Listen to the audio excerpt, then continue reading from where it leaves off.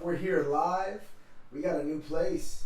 We're in my bedroom. I just moved in. I kind of like it. It's kind of nice and calm. I got a nice feng shui going on. We got somebody real special in the house, real close friend of mine, Russ Edwards. Go ahead and say what's up, Russ. What you got? What's happening, man? Thanks for having me, man. I appreciate it. Yeah, we're excited to have you. We started a little late, 7:44. We wanted to start at 7:30, but we're going to kick this off. We're going to talk shit for about an hour, all right? Sit back, enjoy, guys.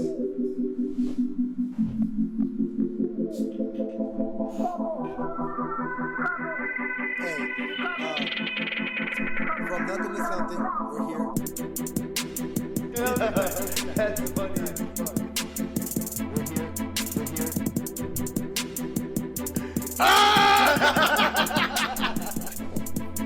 Yeah, that's right. We got Big Russ in the house, baby. Give him some thunder. What's happening, man? Hey, man, I'm happy to have you. You know what I mean? It's been a while since I did a podcast. It's been a couple weeks actually. Right on. Manolo's funny, man. When he heard that intro, he was like, "Bro, if you would have started rapping, I was gonna leave." I wanted to buzz a freestyle. Actually, that beat was kind of tight. I ain't gonna lie. Hey, I actually got that beat. Everything like that relates to the podcast was actually made in house, man. Like that beat. Oh, you make beats? Well, okay, so I guess I spoke a little prematurely. Fake ass Scott Storch. My boy that I came up in the Marine Corps with, like, I did make beats with him a lot. He was like the one that showed me like how to do it. You know, we started with like Fruity Loops and stuff. He started getting a lot more serious, and like I rap, I sing, I do a lot of different stuff. You know, a lot of people know me. Commentate. Stuff. Like, yeah, I did some commentating.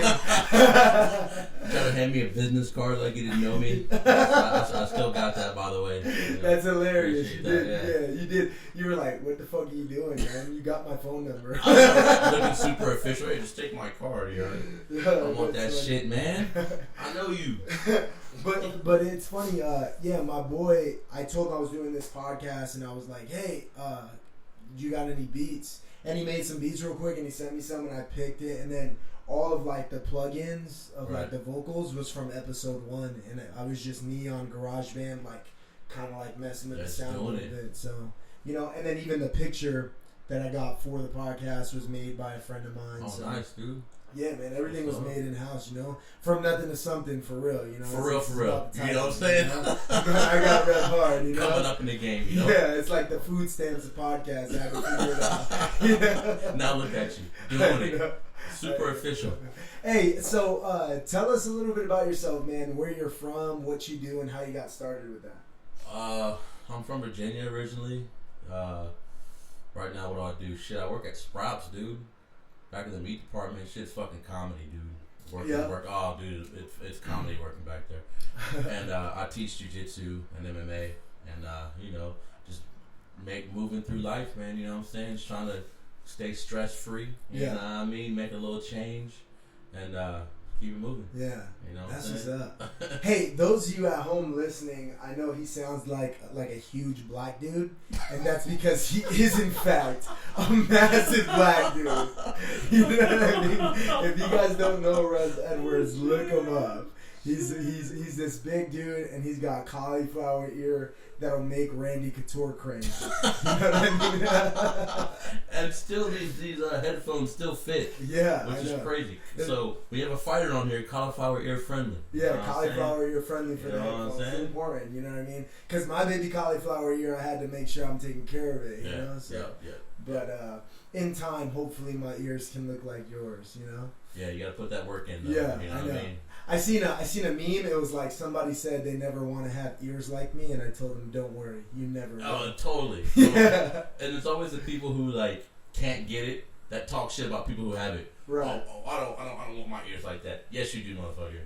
Yes, you do. That's funny. And then like when you're out and about with people, you ever notice like you kind of like will do like the head nod to people and shit. Oh, for you sure. Know, you see them with cauliflower, you're like, you know, you see each other at the bar, you're like, shit pops off. Yeah, hell yeah. You know? What's up, guy? You know what I'm saying? Oh, totally, dude, totally. Yeah. And then other people, when they don't know what it is, they just stare at it. Yeah, you can see they're talking to you. You can see them like looking over to the side, looking at your ear and shit. It's like, I'm right here. It's kind of like tits. Yeah. You know, a girl got big ass titties. Yeah, you're like looking at her titties. Like, my eyes are up here.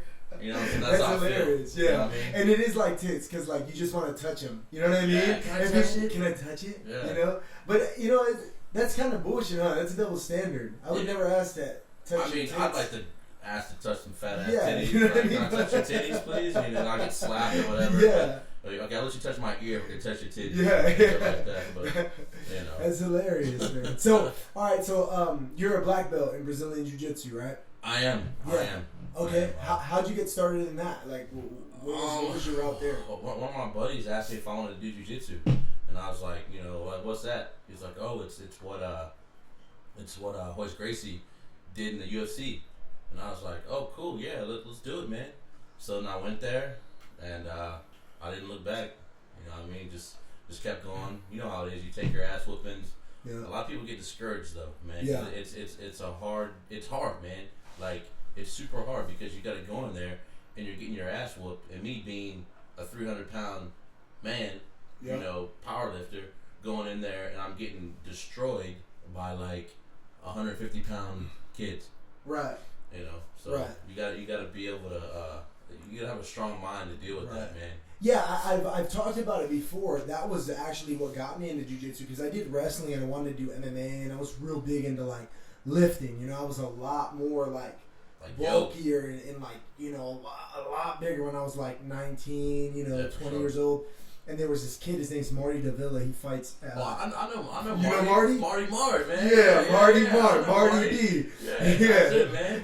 That's the homie right there, man. Yeah, Marty D, man. I'll never forget. He was like, I'm going to take your arm. I'm going to take your left arm. And he was only like a blue belt, you know? Dude. And he's like, he's 125 pounds. And and all I could think is like, this dude can rape me right now. Ridiculous. And I couldn't do anything about it. You don't feel good about your situation at that point. You don't. Dude. You realize how vulnerable you actually are, and it definitely opens your eyes. It's crazy. Yeah, dude. Yeah. It sucks, especially for me. When you're a bigger guy, people you have the bullseye on your back, man. Yeah. Everybody wants to beat you up and tap you out because it's kind of like a bare head on the wall or whatever for people. So when they can beat you up, they beat you up. But once I learned a little bit of something, you know what I'm saying, it wasn't like that no more. Yeah. You know what I'm saying? And the guys who beat me up, I did go back and find them later on when I was a higher rank, and I fucked their asses up. I had a list of 4 motherfuckers on that list that I wanted to get, dude. You know what I'm saying? And I got that ass, all 4 of them. You knew you were going to get them? I knew I was going to get them. You were like the sharp music, all they hear is like, they see you, that's what they hear. Make like, eye contact. You know what I'm saying? Like, yeah, motherfucker, remember? I ain't Russ no more from back in the day. I ain't baby Russ. You know what I'm saying? I'm grown man Russ right now. It's funny. And that's the crazy thing about jiu-jitsu is like once you get started in it, and then like you take breaks, there's dudes that you used to smash that didn't take any breaks. And then you come back and, you know, you like this dude has you in a bad position and you're looking at the dude like, oh shit. You know what I mean? Yeah. Like, you almost had me. That's why I don't take any breaks. Yeah. and the whole time I've been doing jiu-jitsu, I think I've taken a total of like 4 months off. Yeah. Because I don't want people to be able to beat me up, especially someone who like sucked before. Right. And if I take 4 or 5 months off, you know what I'm saying, and I'm eating and drinking and smoking and living, and they're training, they're gonna beat me up. Yeah. I can't be having that shit. Yeah. That's hilarious. Hey, and I've talked about it before where like being a black belt has to be like some next level shit because you're the dude on the mat that everybody's trying to go after. Yeah, dude. It kind of sucks, man. Like, I mean, it helps you step your game up, but it's like every role you have is like the finals at fucking at No-Gi Worlds or Worlds. Every role, especially the younger guys. Yeah. You know what I'm saying? They try to fucking kill you. You know what I'm saying? I'm not a young cat no more, man. You know what I'm saying? Like I'm older, so it's like now I got all these young cats putting in work on me, and they're forcing me to work, which I don't want to work hard all the time. Right, yeah. I already made it, baby. I made it to the top. You know what I'm saying? I'm good. I'm trying to chill now. You know what I'm saying? You got this young 21-year-old young bug just trying to put it on you and trying shit. to put it on me, man. Just crank it on your neck. Yeah, dude, calm down, little guy. You know what I'm saying? Just because you tap me don't mean you're going to get the belt. You know what I'm saying? Shit. So, crazy. when you started jiu-jitsu, did you do anything before jiu-jitsu at all, or it was just boxing? Oh, you did boxing? And, boxing and wrestling. So you did boxing, kind of like you, like you know what I'm saying? Dibble dabble. I was like a street fighter, man. Right. You know what I'm saying? Like where I grew up, like I was the only black kid. You know what I'm saying? So I had to scrap a lot. You know what I'm saying? So I dabbled in a little bit of that, and then jiu-jitsu. And then ultimately had some pro fights, and like it's whatever, dude. It's good, man. It keeps you humble, keeps your head in the game, and just lets you know that you can handle yourself if you need to get down. Yeah. Yeah. And that's what I care about. I care about, can I handle myself when it's time to get down? Taking care of business. Yeah, for sure. One thing that I noticed for me though was like I became a lot more humble once I started training. Definitely. I used to be an asshole. Like I used to go out and like look for trouble. Like I was down to scrap, and now I'm a lot more timid to like start something. Cause one, I don't have anything to prove. I know sure. I'll destroy the average dude at a bar. For sure, dude. For sure. So it's like I'll walk away a lot quicker now. It's just for me, it's not worth it. I'd rather walk away than risk like breaking my hand on this dude's head or some shit like that, and then being out. For months at a time. Not being able to train. Right. No, dude, Joe Rogan said the best, dude. He said how, like, he didn't understand how people who've never been in a fight or don't have any kind of training are the first motherfuckers to go fight. Yeah. It's like, so you're basically going in there with no tools. Right. Like, zero. Right. Like, you watch a couple of UFC fights or you're a boxing fan and now... And you think you know what you think you can go in there and handle business, but, like, you don't. Like, me, like, I feel like, dude, if I ever had to get into a fight, I feel like I'd kill a motherfucker, man. Like, do you know what I'm saying? Yeah. Just like from whatever the little bit of stuff that I do know, I just feel like, what I'm saying, I'll put it on full, man. You know what I'm saying? Most people don't recognize like how easy it is to like get beat up. Like they don't realize. They don't know. And like when I get into a confrontation with somebody, the first thing I want to do, like all I can think about is like this poor guy, like you know what I mean? Like I could break your nose right now. He has no clue. You have what no you idea. could do to him. Yeah, so if I did get into a confrontation, I feel like I'd go straight to like looking for a choke. And just, putting the guy to sleep and dragging him out and waking him up like, dude, what the fuck are you doing? You know what I mean? You're better than me. Yeah? You just oh, dude, I'd fucking kill him, dude. Like, if you piss me off to the point where I gotta fight you, I'm gonna fuck your ass up. Yeah. Dude. Like, I'm giving you all I got. Yeah. You know what I'm saying? I'm not gonna like, I'm gonna choke this guy out. Yeah. Nah, dude, you're catching hammers, dude. I feel bad for like these fucking random people, bro, because dude. They act so tough. Like, even at the gym when we're training, when we have all gear on, you know what I mean? Yeah, dude. Somebody always catches like somebody always gets fucked up in one way, shape, or form. Yeah, sure. And you're like, bro, I have 16-ounce gloves. This dude has a headgear and a mouthpiece, and he's trained. Yeah, imagine if I was bare knuckle and this dude wasn't trained. He doesn't have a mouthpiece. Like, bro, you're gonna get teeth now. Like, you're gonna spit out teeth. That's it's not a saying. That's like real life, sure. After you wake up from getting knocked the fuck out. Yeah, you know what I'm saying? I don't know. It's crazy. It blows my mind how quick people will try to put themselves in some deep water because most people don't want to fight. So most people will just talk shit and then talk shit and like, I'm not gonna talk, bro. You're gonna piss me off, and I'm just gonna put you to sleep real quick, and then we're good. I'm not for all that talking, dude. Like a lot of people talking and bump chests and try to act hard. It's like, look, I'm not doing none of that, dude. Like if you come within striking distance, I'm fucking dropping hammers, dude. Yeah. Like, straight up. I'm not gonna wait. I'm not gonna ask you if you're okay or no. I'm dropping hammers. Straight up, man. Like I said, you're a better man than me. You just choke someone out. I would beat the shit out of somebody. Yeah. I say that, but I don't know. You know what I mean? You beat the shit out of somebody. You know what I mean? You would, dude. You would. That's be like, I know you dude, would. I thought you were just gonna choke him out. Like, I know. I changed my mind dude. Immediately. I'll give you an example. Like in the gym. 24-hour fitness, dude. Okay. All right. I'm in 24-hour fitness. Okay. Yeah.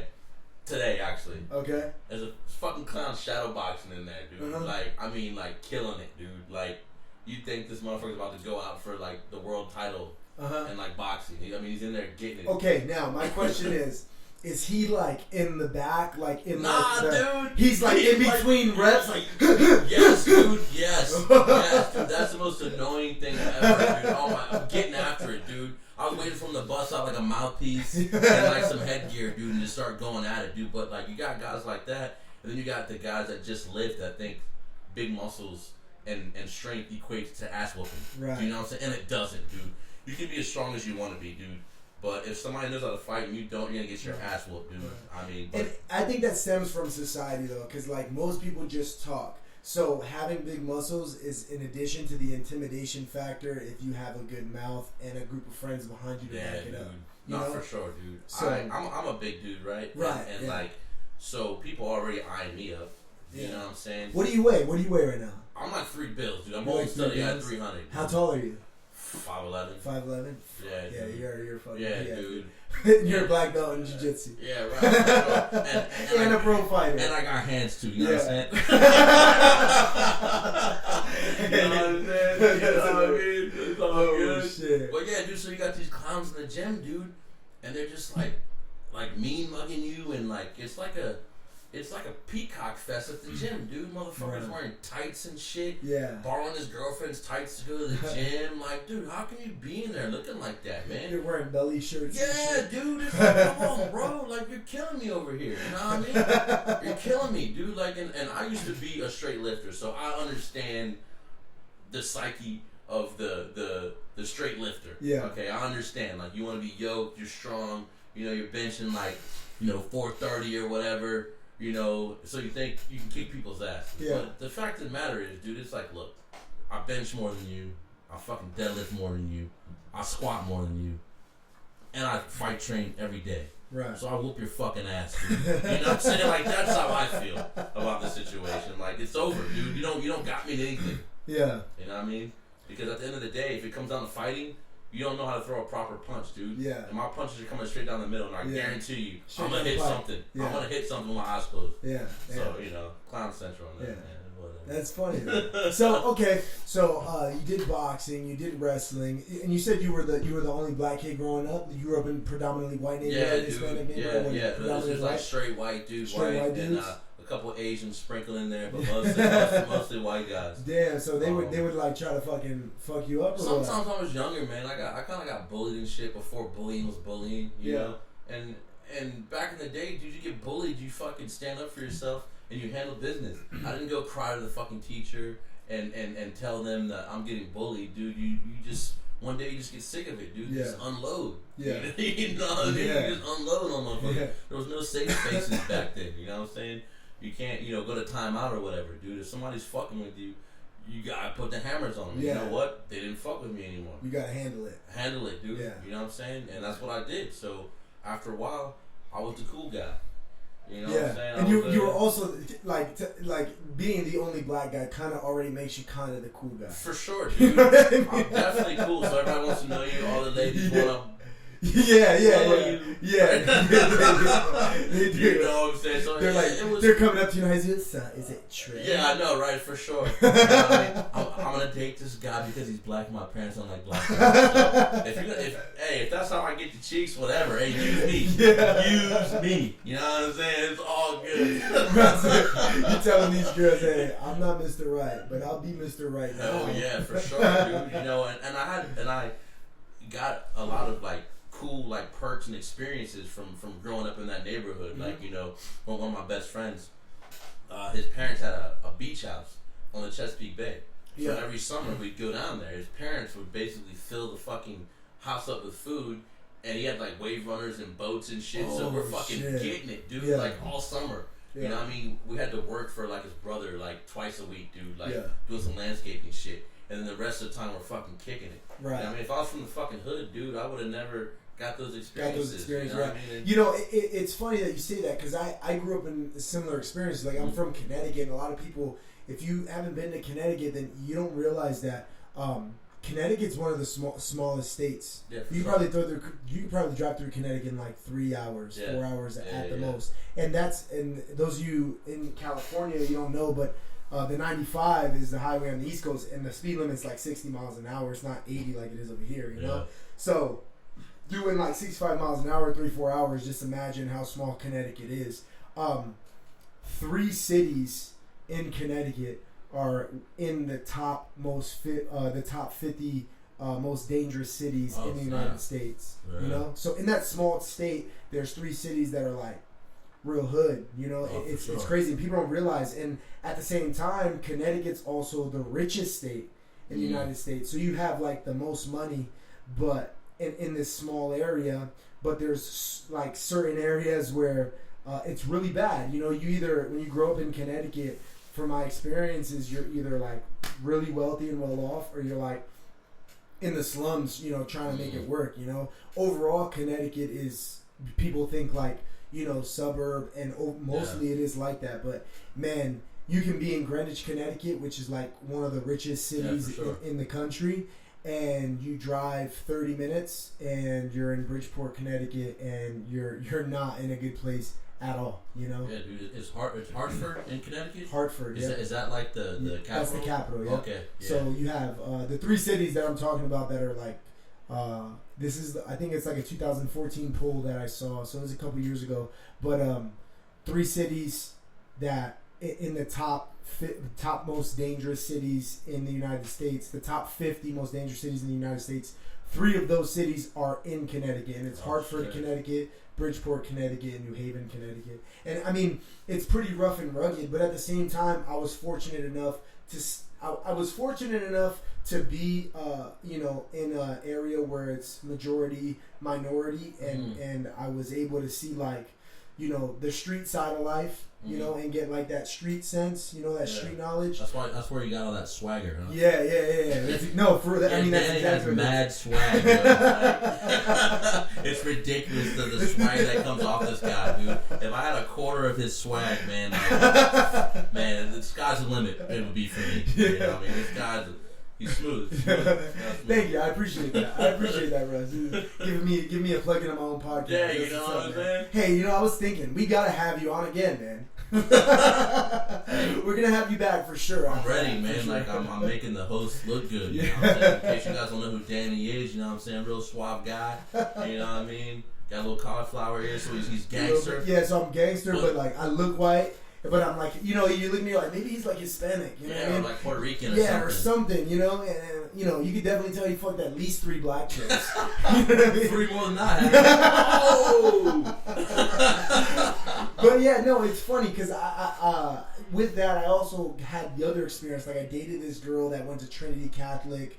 That's like this private Catholic school. And a lot of like these rich white kids went there, you know, and like we used to go to parties in like North Stamford, Connecticut, and like it was just a good time, a great experience. So I had a similar experience like yours, except mine was more like suburbia, not like wave runners and shit like that, but same thing, you know, a lot of mansions with cocaine and teenagers. Yeah, no, for sure. No, that's how it was where I grew up, man. And actually, one of my good friends died from heroin. Oh shit. You know, like. When you're slamming heroin in high school, dude, like, you know what I'm saying, that's some next level shit, dude. But when your parents have all this money, like, what else are you gonna do? I mean, I pull up to my friends' houses, they got like 24 karat gold fences around their shit, dude. It's fucking ridiculous the amount of money out there. It's McLean, Virginia. It's right on the outskirts of Washington D.C. Man. Oh, okay. There's a ton of money there, dude. Okay.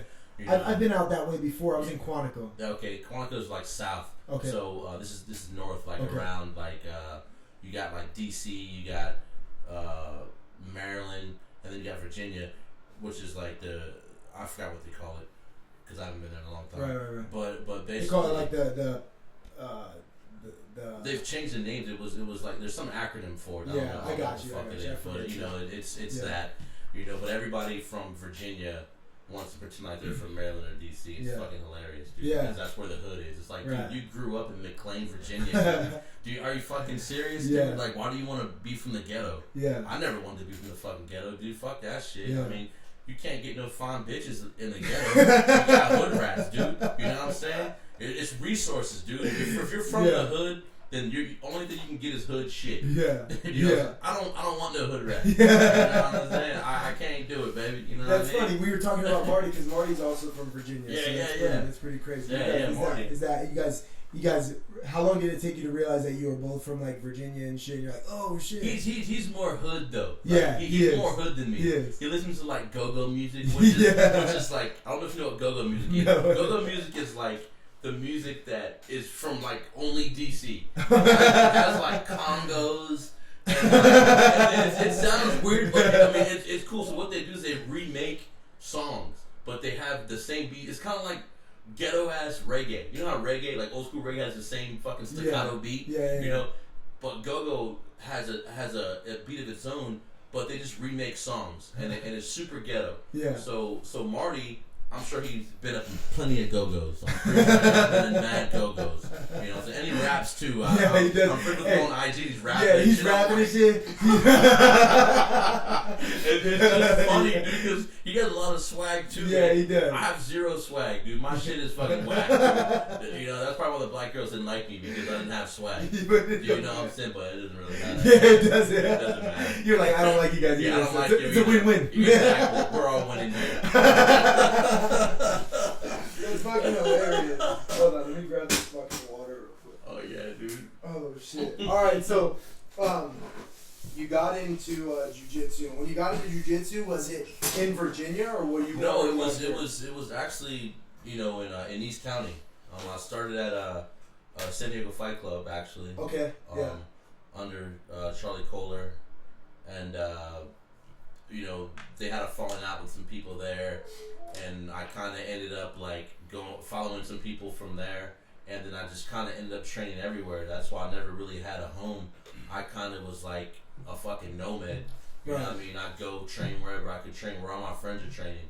Yeah. You know, that's probably why I never really associated with the team or felt like I was on the team, because I was always everywhere, just where my friends were. Right, you were just moving from just moving around. Dude. I've been to like fucking 5 different gyms, dude. And I put in work in all of them, dude. It's like when you go to a new place, it's like you're a white belt all over again, no matter what rank you are. So now you gotta prove yourself. Yeah, you gotta prove yourself to everybody. Dude. So I did that for a long time. I used to be pretty mean, dude. Like, you know, as far as like jiu-jitsu and shit, I chill out a lot, but I mean, you know, I started in East County, which isn't far from here. Right. And you know, whatever. I just put in work, dude. Like, people make a big deal about, you know, having a black belt and all that kind of stuff, dude. But it's like, if you don't quit, like, you'll get a black belt, dude. Like, you know what I'm saying? Like, unless you fucking suck ass. Right. You know, and even then, like, if you're older, they'll give you a sympathy fucking belt. I'm serious. I've seen it before, dude. You're an old motherfucker, but you still put in work. They just give you that shit. Like, congratulations, buddy. You're a fucking black belt. I've seen it happen a couple times. And when I was coming up in the ranks before, I didn't understand that. I didn't understand shit like that. I didn't understand that it's not just about practical application and whooping people's ass. It's about knowledge, dude. That's the part that people forget. They think if you're a black belt, you're a fucking ninja and you fucking whoop everyone's ass and shit. But it's not even really about that, dude. And I had to learn that, you know. I seen a quote. It said it was like 2 people talking, and one guy was like, how long does it take the average person to get a black belt? And the dude said, an average person will never get a black belt. Yeah, for sure. Yeah, I thought that was pretty dope. Yeah, you know? Yeah. I mean, I guess people make a bigger deal out of it than I do. You know what I mean? I don't. I probably talk more shit about jiu-jitsu than any black belt you'll ever be around. I talk a lot of shit about jiu-jitsu, dude. Yeah. I talk shit about jiu-jitsu because people think that just because, you know, you do jiu-jitsu, that you're cool. Now it's this huge culture. Like, it's cool to do jiu-jitsu. You eat a fucking acai bowl and you eat some fucking poke and you say boha and os, and now you're fucking you're like buas. Yeah, all that shit, dude. I hate that, dude. So that's hilarious. but it's true, dude. Hey, the first word that stuck to me, honestly, it must be a competition thing, was Goombach! Oh, yeah. Those of you that don't do jiu-jitsu, no matter what, like when you're in a tournament, like it can be like your ref can be like some white dude named Steve, and Steve will be like, shake hands, you ready? Goombach! And like I guess in Brazilian that's like fight. Dude. I don't fucking know. It's like, dude, just like be who you are. Like you don't have to have to be a fake ass Brazilian, dude. Just be you, dude. Like I never say os or however the fuck you say os. Like I never like go eat acai bowls. You know what I mean? Like I just. It's funny because I used to call it acai bowls. Acai bowls. Yeah, I'm like, what the fuck's an acai? And like honestly, the other day I had like acai, like an acai flavored beer, and I thought to myself, like, what the fuck am I doing? Yeah, it's in everything. Yeah. You know, I mean, it's like it was like green tea. You know, they put fucking green tea and everything a while ago. Yeah. They put acai and everything, and like it's just, I just never adapted that fucking culture, dude, because I was an athlete before I did jiu-jitsu. I think a lot of the people who do jiu-jitsu now, they weren't athletic. They didn't play any team sports. They were fucking dorks, right? I mean, look around at your average jiu-jitsu academy, everyone. If you're out there in fucking, you know, whatever land we are in here, go out there to a jiu-jitsu studio and just take a look at the fucking dorks that are in that motherfucker. But those dorks, they'll all choke you the fuck out. Yeah, they'll choke you out, no doubt. No doubt, dude. But they're like the dudes that are asking, like, do you have any vegan options? You know what I mean? A lot of them, like, those are those dudes. They're the dudes that I trash canned and fucking squirreled in high school. Those are the fucking... Those are the fucking guys. The guys that fucking knocked your books out of their fucking hands. And you know what? Don't get me wrong. Acai bowls are fucking delicious. They're fucking good. They're good, dude. Okay, I'm talking shit about that shit, but you know what? I've eaten my fair share of fucking acai bowls. Let that be known. Hey, at some jiu-jitsu tournaments, that shit's free. You're like, I'm about to get my acai bowl. Sure, dude. Hey, can I get extra honey and granola? Thank you. Yeah, so. Do you guys put peanut butter in it for free? Oh, yeah, dude. Fuck yeah. I mean, I've eaten my fair share of them shit, but I never lost myself in the acai bowl. You dig what I'm saying? Yeah. I never felt like I was Brazilian because I was eating acai bowl. You know what I mean? Unlike some people. I'm looking at my fucking referee Steve. I'm like, bro, you can just say begin. Or fight or something. Fight. Dude. Yeah, dude. Begin. Or grapple. Yeah, grapple. Fucking go. Something, dude. Yeah. Hey, have you met Hinato Larange? No, dude, I'd like to meet that fucking guy, dude. That guy's funny, dude. He's so hilarious. He came down to 10th Planet, and then I had to work that time, so I missed him, dude. But I'd like to meet that guy. What's funny is that dude speaks like us, dude. Yeah. But like he's got that whole act down, dude. It's fucking funny, dude. Hey, those of you who don't know what we're talking about, you can look him up if you want. So there's this dude named. We got somebody telling us they tend to get closer to the mic. Oh, get closer to the mic. Yeah, cool. Oh shit. All right. It's all good. So those of you who don't know who Hinato Larange is, Hinato Larange is this dude. I'm gonna put us up a little bit. Okay, turn us up. Yeah, we're good. All right, so Hinato Larange is actually this guy who started training at 10 Planet HQ in LA under Eddie Bravo. And he's like an actor or something, and he's like a regular American dude. But when he started doing jiu-jitsu, he realized exactly what we're talking about, is how a lot of jiu-jitsu people get caught up in like the Brazilian world aspect of jiu-jitsu. So he's like a light-skinned black dude, you know? So he started like working on his like Brazilian accent, you know? And he's like, Puha Carao, you know, he's like, Hinato Larange. And he just started fucking with people and recording it. And like, people, he told me one time, he was like, dude, Brazilians come up to me and they think I'm Brazilian. Like, Brazilians will see me at tournaments and they'll come up and talk Portuguese to me. And I have no idea what the fuck's going on. You know what I mean? Somebody just commented, shout out to Harvey Castellano. He said, I was hanging with Hinato 2 weeks ago. Cool brothers from NYC. All right. Yeah. Yeah, for sure. Are you going live on your Facebook? Yeah, I went live on here. Let me see. Let's see if we can set this up somewhere. Yeah, so I can watch it, or like if someone says something. You know what I mean? Where can we put this? Probably should have did this shit in the beginning. Yeah. Let's I'm trying to set you up. Yeah. Give us a second, guys. I know you guys are listening. Just give us 1 second. Yeah. Yeah, so back to that acai bowl shit, man. It's some bullshit. No, I'm just kidding. Yeah, we're trying to, like, there's some people on there? We're trying to, like, go live on this joint. I talk shit about going live on Facebook all the time, so I'm sure people are going to talk shit to me about going live on Facebook. But it's all good. Alright, I think that might work. Whatever. Yeah, you can check on there in case someone says something. Yeah. So yeah, There we go. There we go. Good enough. Alright, hello? Yeah. Yeah, we'll be back in the game. So, oh man, I want them to be able to see us. See both of us. So maybe I should like move over. What if I do? Like, oh shit. There, that might be better. Is that good here? So maybe if I move over here. Yeah, there we go. Oh, cool. Yeah, now we're in there. Alright, cool. Alright, so those of you listening, basically Hinato Orange, I guess I didn't know he was from New York, but Harvey, thanks for letting us know. I guess he's from New York, but he's just a normal dude, normal black dude. But he plays his character Hinato Orange, 28-time world jiu-jitsu champion with like 20 stripes on his fucking yeah, he's got like 20 stripes, which is not even a fucking real thing. And he just plays this character, and now he gets paid to go and do seminars as that character, like as Hinato Orange. But he has good jiu-jitsu though, dude. He which is crazy. Yeah, like, he's a black belt now. I'm pretty dude, sure he's a legit black belt, dude. No, he's legit, dude. Underneath Eddie Bravo. Yeah, for sure.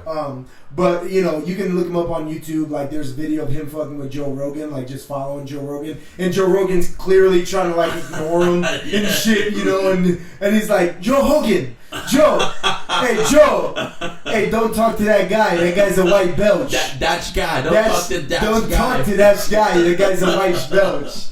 Yeah, that shit's funny, dude. Yeah. He's funny. I remember I watched one with him and him fucking with Ronda Rousey, telling her she had like a hump host or something, hump host. Or something. Yeah. Funny, he said, I'd like to take you to claim a jumper. And then we go back to my condo, give you some alcohol, and we see where we going from there.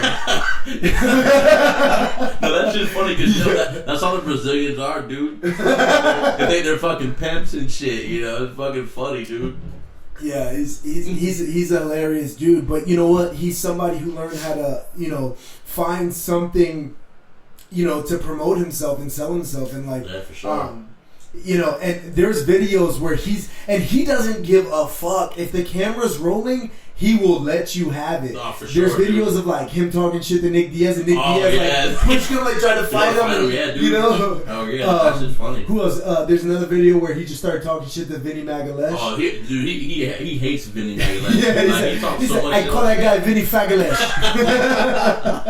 No, that shit's funny, dude. But I know Vinny doesn't like him. Like, I saw the video where like they were talking shit, and Vinny's like, I don't know who that fucking guy is.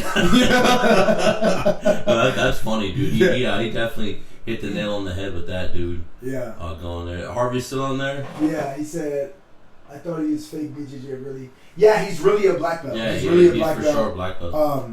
He was, I know, he just got, I think he had just gotten his black belt from Eddie.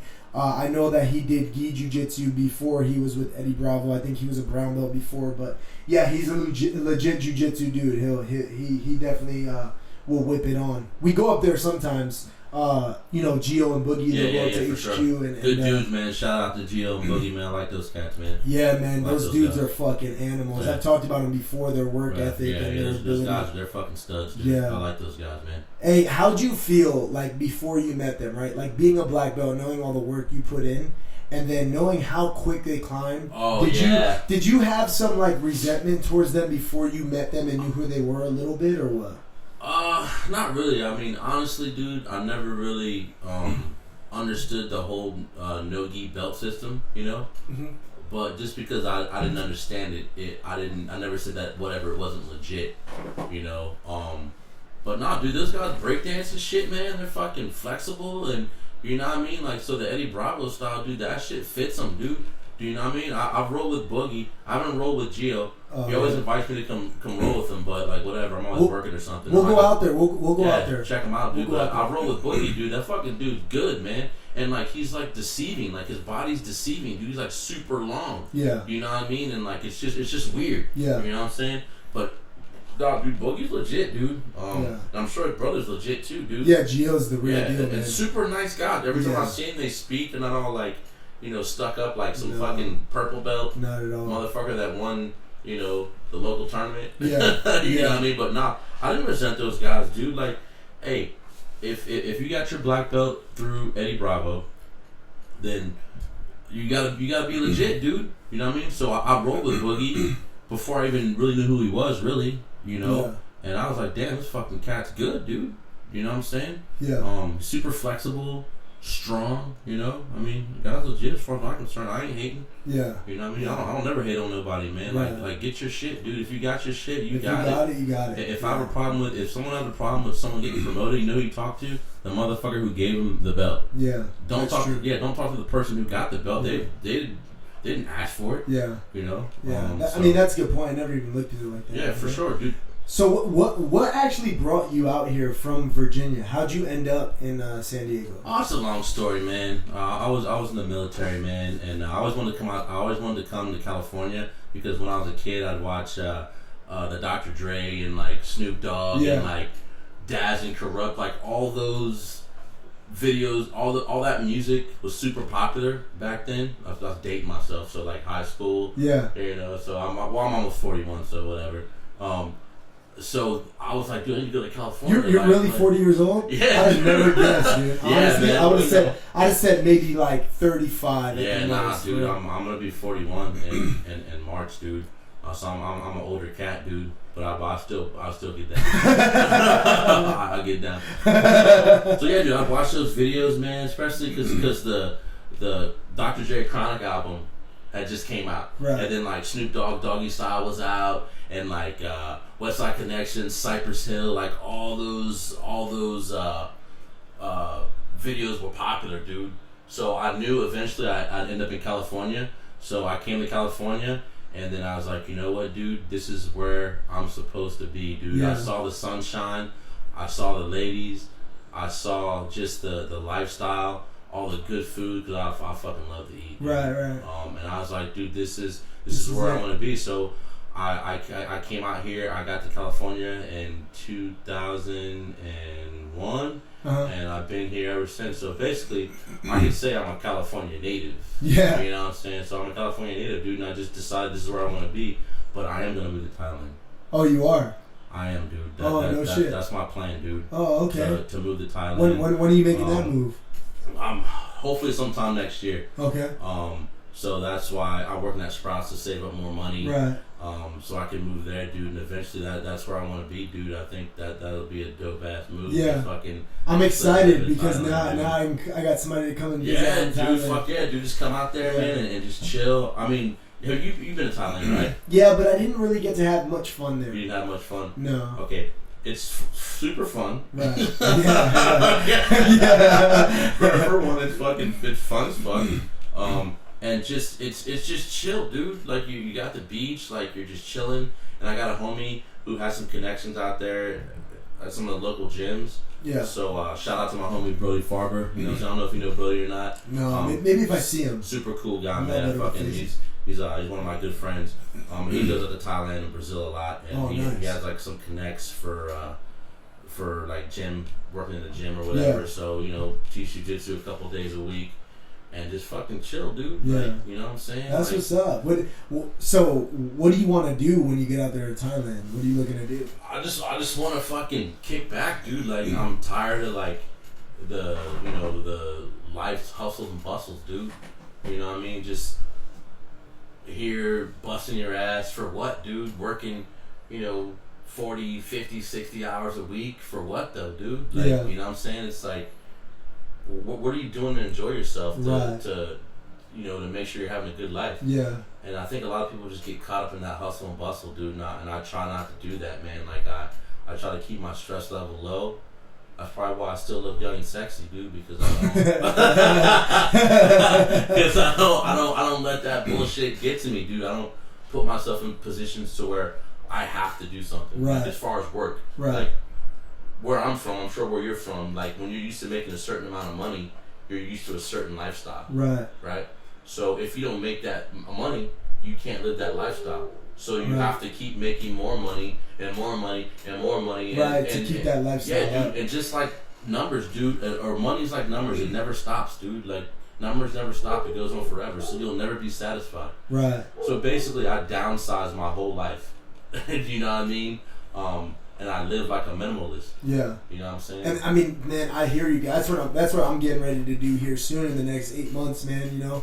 And that's what this whole podcast is about. That's the whole message that I want to deliver to people, because so many people, you're right, get caught up in the hustle and bustle. You know, like being in the Marine Corps, there's a lot of people who, you know, stay in because of the benefits and the financial stability. No matter what, you're guaranteed a check on the 1st and the 15th, you know? And during a time of war, it's more money. There's re-enlistment bonuses. When you go and you deploy, you know, you have combat pay, you have family separation pay. Yeah. Like, there's so much overseas pay. You know, there's so much incentive, financial incentive to stay in.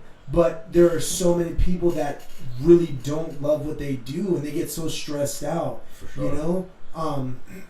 And jiu-jitsu and MMA help me see that, because there's so many people that live just like you. They're minimalist, but they love what they do and they enjoy themselves. And man, I'm telling you, if you guys have ever trained before, or you're interested in seeing what it's like, when you go to the gym, you're gonna see guys that are at the gym all the time, that live the lifestyle, that really embrace martial arts, and like there's something about their energy and their aura where they're so carefree and relaxed, and they love life, and they love what they're doing, you know. And that really made me sit back and say, well, what the fuck am I doing? You know, do I want to do a job that's difficult, that's going to be stressful, that's going to like drive me crazy? You know, at the end of the day, the benefit is great, because if you're in the military for 20 years, I joined when I was 17. Right. At 37, I can be retired, you know. But dudes retire at 37, they look like they're 52, and they don't know anything else but that. Absolutely, dude. Exhaustion, you know, and it's absolutely, dude. Like, it's not for everybody. Yeah, dude. I teach jiu-jitsu, and I work at Sprouts, dude, and I can give a fuck. You know what I'm saying? Like, I do what I want to do, dude. You know what I'm saying? I do what I want to do. I live how I want to live, and I don't have to answer anyone, dude. And that's how I like it. I just feel that I need to have a carefree life, dude, because you know, if I want to go to Thailand for 6 months, exactly, I don't have anything stopping me. Right. You know, there's nothing holding me back. I can just go. Yeah. You know. And I like that freedom, dude. You know, people are like, well, don't you want a family? Don't you want this? Nah, man, that's just overrated, homie. Yeah. Like, you know what I'm saying? Now, they're dependent on me. I don't want no motherfuckers dependent on me. Right. You know what I mean? I depend on myself, and I do what I want to do, dude. And that's pretty much how I live life, bro. And that's good, though, because you're enjoying what you're doing, you know? And that's important, because you only have one life. And if you live at the end of the day, you're not going to have any regret. You know that you went after everything you wanted to do. For sure, dude. Like fighting and doing jiu-jitsu and shit, man. Like, you know, dude, it takes some fucking nuts to get in there, dude. Yeah. So people want to sit back and talk shit about fighters and, oh, you should have did this, motherfucker. If you haven't been in there, don't talk to me about shit, dude. Right. I saw your last fight, dude, at Epic, where you guys were fucking getting down, dude. Yeah. Like throwing them hammers, dude. Yeah. And dude, if you never been in there, you can't experience that shit, dude. Like, they don't. I don't know, man. It just pisses me off when I call them normal people. When normal people talk shit about people like us, dude, who go in there and get punched in the fucking face. And you know what? It's real easy to talk shit and think you know what you're talking about when you're sitting at Hooters, stuffing your face with Cheetos and nachos and wings, and just drinking with your boys and laughing. Yeah, but you don't understand, like, you know, the stress and the, you know, the drive and energy that went into the camp for this one fight. And, you know, there's so much uncertainty, you know, and mental friction and you know, emotional exhaustion that just happens, and there's no taking back any mistakes that you make in there, you know, and you're just scrapping, you know. And the truth is, win or lose, I feel fucking great. Yeah, the best feeling is after the fight, when you're like, I fucking did it. Win or lose, I came out here, and maybe it's just me and my style and who I am, but I know for me, like, I'm very passionate, you know. Like, my first fight, it was tough. I knew I had won, and I was very emotional because I worked so hard. I wanted to do it for so long. I finally got the opportunity, you know. And for me, just being able to stand in there next to the dude after we just tried to kill each other until another man stopped us, you know. There's no better feeling. It's real barbaric and it's real animal-like, but fuck, man, we've been doing it since the beginning of time. Yeah, from like the gladiators to being a caveman and hunting fucking, like fighting like defending your family from a fucking cave with a spear from a family of lions. You know what I mean? Yeah, and it's your fucking newborn baby and your wife and you against a pack of lions. Are you gonna you can't be a fat slob that's eating wings. Dude. You know what I mean? Judging the cave next to you. You have to fucking fight for your life and your family. And that's like the feeling that you get, the like pride and the accomplishment. It's incredible. And I know you've experienced it too, as a fighter and as a jiu-jitsu artist. Yeah, for sure, dude. What do you feel like your highest point was in martial arts as a whole, other than getting your black belt and things like that? I think just stepping into the cage for the first time, dude, like, because there's this divide between MMA and jiu-jitsu, right? And you know how it is, Yep. There's a huge divide, and I never really considered myself a jiu-jitsu guy, okay? Because I just wanted to train everything, you know what I mean? So the first time I fought, like, I was like, you know what, dude? I want to see if all this stuff that I do actually works. Right. You know what I'm saying? And it does. You know what I'm saying? if you train it right. There's sport jiu-jitsu, and then there's like self-defense / MMA jiu-jitsu. Right. I teach MMA jiu-jitsu. I'm not really a sport jiu-jitsu guy. Nothing against guys who do sport jiu-jitsu. It's whatever. Right. You don't like point system. I don't like the point system. Going in for the kill and the finish. Yeah, dude. I wanna win, dude, and I wanna win by, hurting the person. Right. Like, I don't want to win by points. Right. I don't like that. It's kind of like how I don't like when jiu-jitsu people tell me they're having a fight. If you're going to the Worlds, dog, and you're telling me you had 5 fights. You had 5 fights? If you had 5 fights, how come you don't have a fucking scratch on your face? Yeah. You had 5 matches. Yeah, there's a difference. There's a difference between a fight and a fucking match. In a match, you don't get punched and kicked in the fucking face. Yeah. In a fight, you do get punched and kicked in the face. So don't tell me you had 5 fucking fights, dude. I'm offended by that shit, dude. No, you didn't have 5 fights. Yeah, it's definitely a little bit different, huh? It's totally different, dude. But that stepping into the cage for the first time was my the second highest thing besides my black belt, and then helping other people fight too. Like they come to me and they say, "Hey, I want to fight," and I'm like, "Okay, let's fight.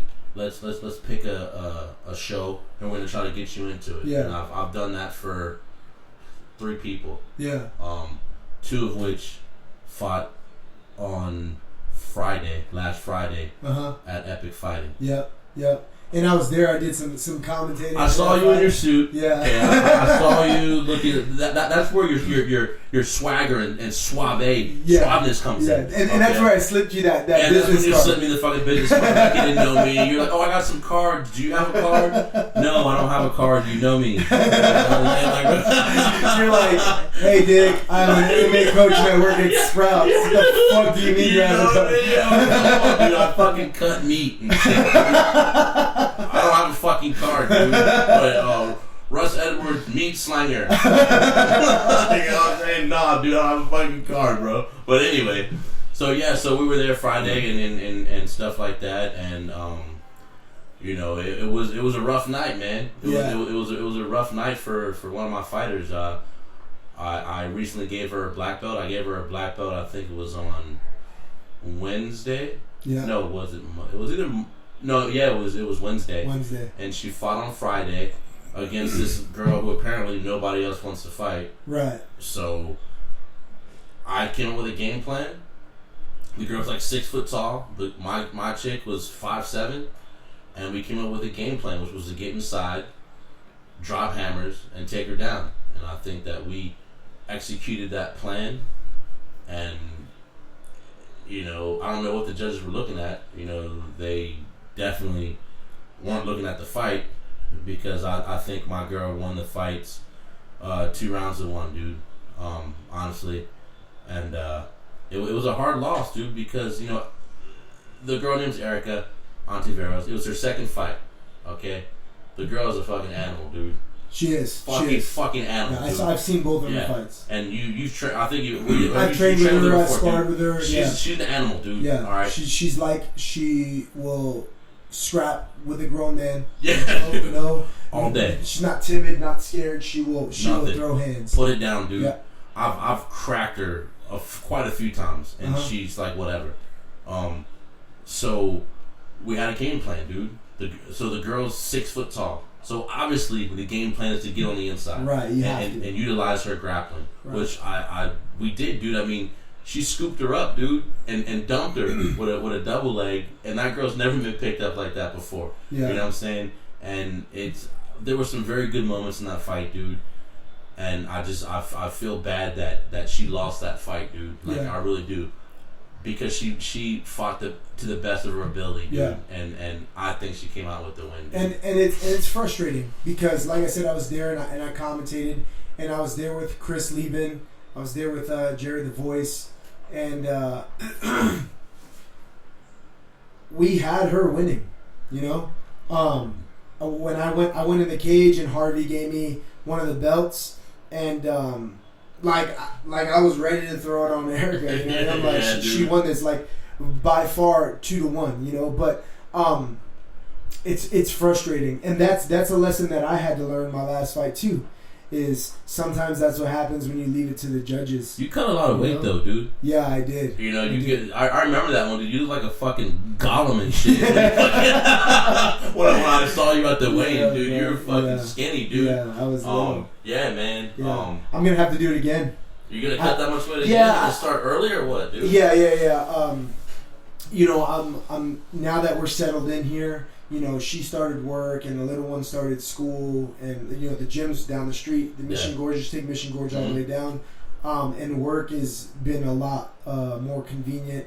I just did this course where it prepares me to get out of the Marine Corps, so they know I'm getting out without a shadow of a doubt. So they've been, you know, real helpful with that. How do you feel about that, dude? Do people tell you, "Hey, man, just stay in and do the rest"? Yeah. Absolutely. They tell you that shit, but you're like, fuck that, dude. I want to fight, dude. I want to live my life, dude. Yeah, absolutely. Dude, big up to you for that, dude. Like, thanks, man. And that's you know awesome, what? Dude. And honestly, I feel like that if I were to stay in the Marine Corps, I have to stop this podcast, or I have to change the name and the idea of it, because I can't be a little bitch, right? You know, I can't sit here and sit here and try to sell to people, you know.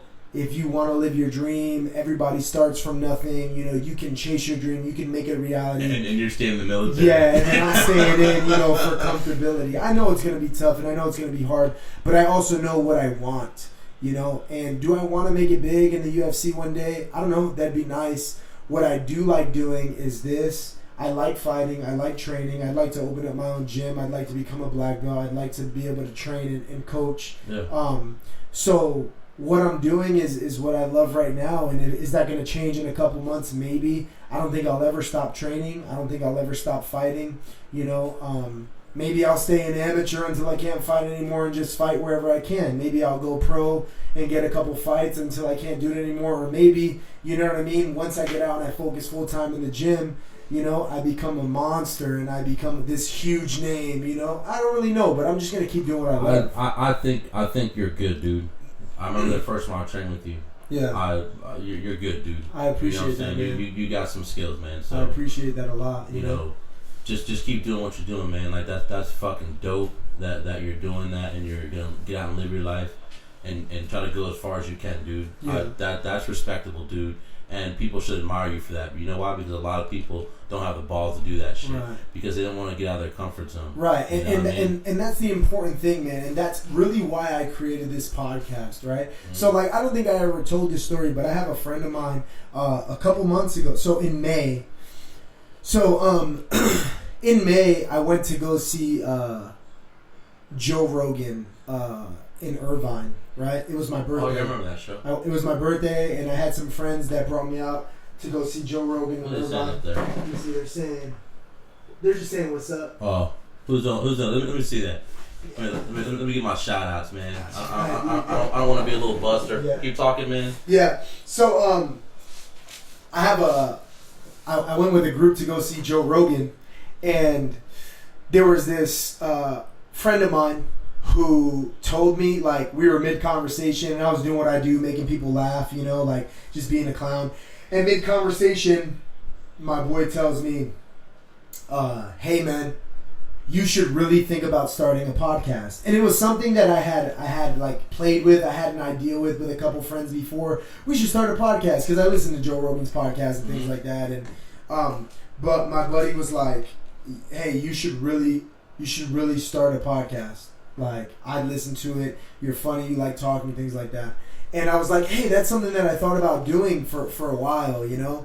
And then all of a sudden, next thing I know, he ended up overdosing a couple months ago. He passed away. Oh, snap. You know, so he was only like 22 years old. You know, and I honestly I had only known him for a couple months at the time, but he was a really cool kid, man, and he was going through some stuff in his life like everybody does, but it really, for whatever reason, man, it really like resonated with me what he said about starting a podcast. So I kind of dedicated myself to making it happen, and then I told my girl about it, and I told her what my idea was for the podcast, and I wanted to do this from nothing to something theme, and I wanted to start it now because essentially I'm trying to live my life from nothing to something, and I think it'd be great if this podcast blew up, and then you can be like, "Hey man, if you listen to episode 1, you know, he was nothing, and you know, and now look at him, and now look handing out him, business cards and shit, like a G,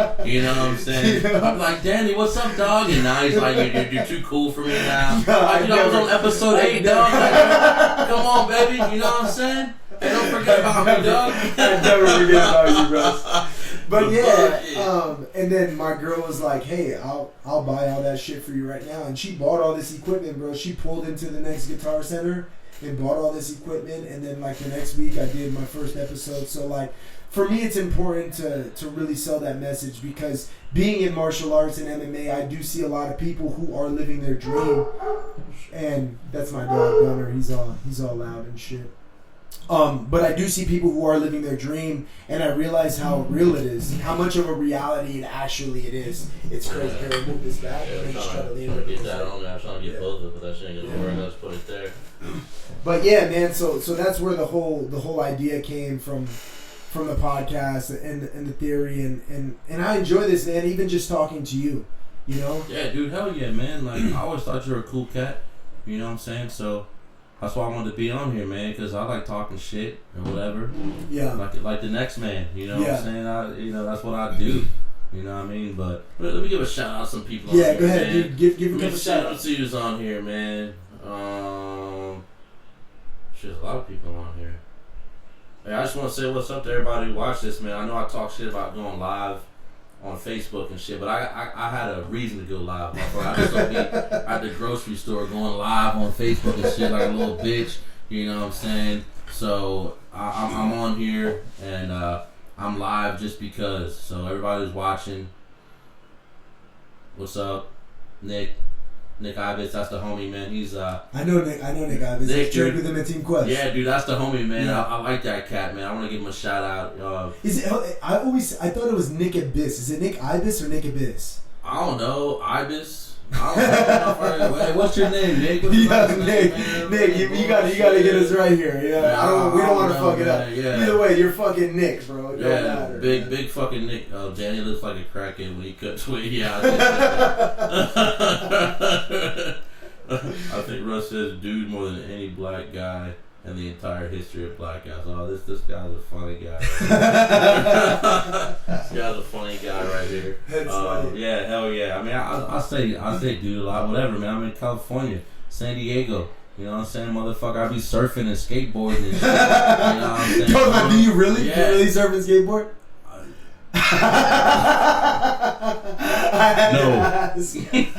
No. I have surfed and I have skateboarded. I'll say that. Yeah. But yeah, dude. Nick, dude. Before he left, I sparred with him at the UFC gym I used to work at. Mm-hmm. It's funny how back when I worked at the UFC gym, it wasn't cool to work at the UFC gym. Right. Now it's fucking cool. Right? Have you noticed that, dude? There's UFC gym popping up everywhere, and people are like, "Oh, come train the UFC gym." Today, I actually got the guy's card in my car, but today some dude in Oceanside tried to give me a card for the UFC gym. They just opened one up in Oceanside. Yeah. And I'm I'm like, bro, I trained in San Diego already. You know what I mean? You know, I try to like turn my head so you can see my baby cauliflower. Oh yeah, you're trying to get in the ear. Yeah, I fucking train you, asshole. Yeah. I don't know. It's some tall black dude. I don't really know. I was sitting in Starbucks one time. Yes, I go to fucking Starbucks. Hey, that's how you pick your chicks up. Every day. Okay. You got white girl problems, you know bro. what I'm saying? So I'm gonna put that out there. So I'm sitting at fucking Starbucks, and over in San Marcos. Mm-hmm. I used to work at that UFC gym over there. Right. And this guy comes over. He's like, "Hey, do you guys want to train at the UFC gym?" I looked at this motherfucker. I was like, "No." Somebody thought that was funny. I thought that was funny. Like, yo, you want to train the UFC? No. Dude, what are you talking about? He's like, we got a special going on. Dude, I don't give a fuck. Get out of here. Do I look like I need to train at the fucking UFC gym, you asshole? But now the UFC gym is cool now. You know? It's cool now. They're everywhere. Yeah, but, it's a cool thing to do. Yeah, but when I started training there or teaching there, people were talking mad shit about the UFC gym, dude. There ain't no legit people at the UFC gym. The UFC gym sucks. And now everybody's over there training at the UFC gym. They got fighters in fucking Epic from the UFC gym and shit. Yeah. You know, getting smashed, but, you know, whatever. They're still in there doing it. You know, it's hilarious, man. Yeah, you know? dude. But yeah, it's crazy as a fighter the way things work, man, and it's really unfortunate. What happened with Erica? I had her winning that fight by far, man. Do you think they gave it? Do you think like at the end, Erica wasn't really posturing or celebrating like if she won? Do you think that played a little bit of a role in it? Like, do you think it was because the judges in their mind they're like, well, Erica's 1-0, and this girl was like 7-4 or some shit. And 1. She was 7-1. Yes. 7-1. You know, so does that play a role? This is my theory, dude. Okay, because from what we've heard, nobody wants to fight her. Uh-huh. Okay, that's what we heard. Lacey, another one of my fighters, her first fight was her, and that girl had already had like 4 fights. Yeah. And her and Lacey went to a decision. Okay, could have won either way. She won the decision. My theory is this. My theory is that they've been wanting to give her the camo belt.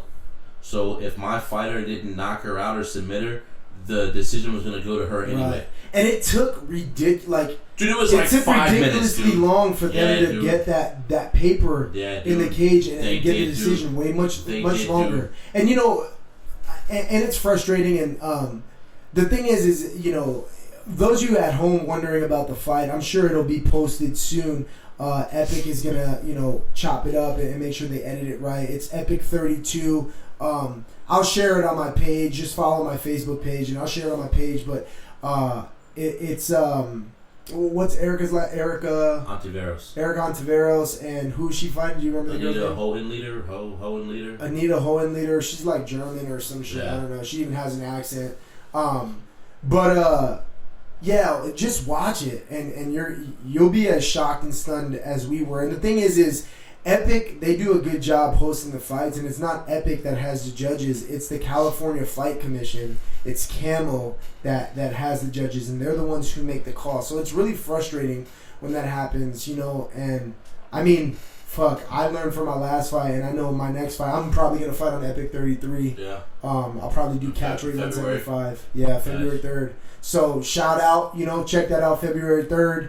Epic 33 is coming up. It's at 4 Point Sheridan in San Diego. If you're not doing anything and you're going to be in the area, come check us out. I feel bad for my opponent, whoever it is, because I'm not leaving it to the judges this time. I'm just not going to do that. You can't, dude. No. You can't. Like, that shit was highway robbery, dude. Right. I'm still salty about that, dude. I'm not. It's a sore wound. It was only a couple days ago, you know? Yeah, dude. She fucking clearly won that fight, dude. Yeah. Like, you know what I'm saying? I try not to think about it, dude, but it bothers me, dude, because that girl, her knee is shredded, dude. She has no ACL, no LCL. Oh, I didn't know that. Yeah, dude, no one knows that. She's gonna get surgery November like the 13th, I think. Well, now a lot of people know that. Yeah, dude, everyone knows now. I mean, dude, her knee was fucking shredded, dude, and she still went in there and put the hammers on that fucking girl, dude. Yeah. You know what I mean? Yeah, it was clear domination. Chris Lieben was like freaking out, bro. When I sat dude, back down, shout out to Chris, that's the homie, dude. Hey, Chris Lieben, he's cool as fuck. He's gonna come on the podcast. Oh, nice, yeah, Chris is the homie, dude. I like that guy, man. Yeah, he's solid funny dude. as fuck. When I sat back down after like talking to Anita about the fight, I came back around and sat back down at the table, and Hardy was still in the cage, and Chris is like talking to him. He's like, "What decision was that? What was that?" He was just so like mad. Dude. Yeah, just like he was so mad. I mean, yeah, okay. Erica didn't celebrate but that's not who she is, dude. Right. If you know her, she's not that kind of person, she's dude. She's very reserved. Super shy, reserved, dude. You know what I'm saying? So that's like what am I thinking about? That's like behavior that she wouldn't do, dude. You know what I'm saying? So she's not gonna jump around and do that because that's not her. So just because the other girl jumped around and did that shit, I mean, she knows she lost that fucking fight. Her fucking coaches know she lost that fucking fight. Almost everybody in the goddamn world knows she lost that fight, except for the fucking judges, dude. Yeah, like split decision, dude. Are you serious? Yeah. You know what I'm saying? When like, they said split decision, I was like, what? I already knew I knew she had it, dude. I knew that the Anita girl was gonna win, dude. Once they said that shit. Pretty much all her fights were won by decision, dude. She had her last fight. She had a TKO against an opponent that didn't even want to be in there. If you watch the fight, she didn't want to be in there. You know what I'm saying? So I knew once they said split decision, they were gonna give it to her, dude. Yeah. And I was pissed, dude. I was fucking pissed. Yeah. You know. Yeah. And Erica's like, "Oh, I'm sorry. You know, you don't have to be sorry, dude. You did the game plan, and fucking." They're blind as fuck, dude, but I think it was a setup, dude. Right. Because apparently nobody wanted to fight Anita. Dude, fuck that. Second fight, black belt, we'll take that shit. Yeah. You know what I'm saying? We'll take it, dude. And I said it clear as day, like right before the fight, and I explained, like, that's the best part about MMA is you have a fighter who's 6 foot tall, 7'1". Nobody wants to fight her, right? And her opponent is only 5'7". There's a clear height advantage, right? The 6 foot tall girl has a clear reach advantage over her opponent. But the thing is the shorter one is only 1-0, but she's also a black belt in Brazilian Jiu-Jitsu. So that makes like a distinct change in the odds, and you really don't know what's going to happen. That's the best part about MMA, in my opinion. It was very clear, very obvious who won that fight. The judges didn't see it my way, and that's not the first. I mean, that same thing has happened to me, I feel like. So I definitely feel for her, and I know you're frustrated as a coach, you know. But we got to keep moving. It's the amateur circuit, and we just got to keep moving and get ready for that next fight, you know. Nah, for sure, dude. So, where do you see yourself next, Russ? I know you said you want to go to Thailand, but what's the next big move for you? What's the next big thing to you? Are you still looking to fight? Or are you looking to just coach full time? Or are you looking to do like a hybrid and just have a good time with it? What are you trying to do? I need to get back in there, dude. But I kind of got caught up in helping, you know, Lacey and Erica. And then I have one more guy I'm helping to you know, get to where they need to be. But I'm itching to get back in there, dude. Like, so...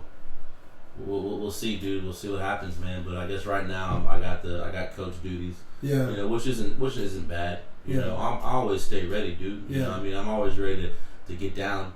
The only problem is, you know, my weight's up there. Right. That's just because I'm doing a lot of powerlifting now. Right. I got goals in that I'm trying to accomplish. So I'm kind of all over the place, dude. Right. I'm gonna help my people, and then when it's time for me to get back in there, I will. If not, fuck it, dude. You know, it's all good. Yeah. You know what I'm saying? Man. Living life, baby. Yeah. And that's what it's all about, man. And those of you at home, once again, I say it all the time. You know, we went a little over an hour, so we're going to wrap it up, you know. But I always say it, you know, this podcast is all about delivering a message to you. If you're listening and, you know, you're hearing us talk and, you know, you're seeing what's going on, look around you. You know, are you doing a shit job? Do you hate what you fucking do? Then why the fuck are you doing it? You have one life. What is your passion? What is your drive? What motivates you? What is it that you would do if money was not an issue? If no matter what you did in life, you got paid the same. What would you do? When you figure that answer out, then ask yourself, why the fuck aren't you doing it? Because the only thing holding you back is you. There are people, this entire world all around, that are living their dream and living their life. And there are people that are doing things that you want to do that have less drive and passion and love for that thing that they're doing. Just remember that, man. You can live your dream if you really want to. You just have to put the work in and go after it. And that's what the message is to you at home. Put the work in, go after it. Live your dream, you live your life. Die a happy person. Don't leave any question behind. No what ifs. That's not what it's about. You want to fucking slide into your grave and say, that was a fucking great ride, instead of dying wondering what if. That's what life's about, in my opinion. You got any last words, Russ? You want to say bye to the people and stuff like man, that? Everyone who watched me live on Facebook, it's funny as shit, because I talk shit on Facebook all the time.